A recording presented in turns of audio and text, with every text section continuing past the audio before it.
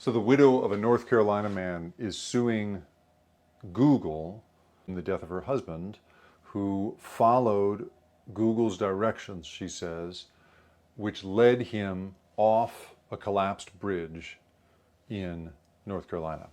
Google says that they are reviewing the lawsuit and that their thoughts are with the family. But it brings up this really interesting question. Now, I don't bring this up in any way to blame the victim here or to take any sides in this lawsuit, but it brings up this really interesting idea. For a long time, I've been describing my book, this book, The Loop, as being about how AI is doing to all sorts of human skills what Google Maps has done to our sense of direction. And that's not just a sort of offhand description. People call it, there's a technical term for it, spatial cognitive de-skilling.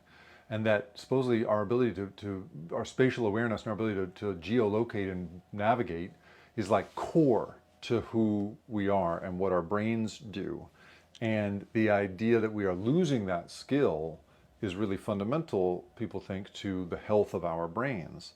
And it's really interesting because when you see people who get really good at that kind of work, it really has an effect on their brain. So London cab drivers for years, for generations, have been required to pass this test called the knowledge, in which they have to memorize like 100,000 landmarks, 25,000 streets, and it's not like 86th and Broadway. It's like, these obscure names that make no numerical sense. And in studies of London cab drivers, their brains were actually larger in areas than the rest of us because they think of this incredible spatial reasoning and navigational ability. That test, by the way, seems to be fading away as London cab driver applications are falling through the floor with the rise of ride sharing. So that's sort of interesting. And in studies of trying to get people oriented, people threw at them, at people driving in a simulator, first Google Maps, then landmarks, to see what they retained and whether they actually learned to get around. It turns out with Google Maps, they don't really retain anything. They don't learn how to get around. But with landmark reckoning, they do far better on finding their way around on their own in later tests.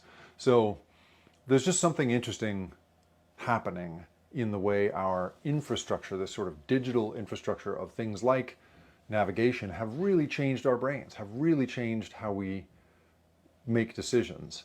And I don't think it's too far-fetched to think that that's going to continue to be the case in all kinds of other ways as we continue to use these automated systems to make decisions about who gets a job and who your friends should be and what you're interested in and the music you listen to, right? All of these things I think are going to affect how our brains are and how they develop over time.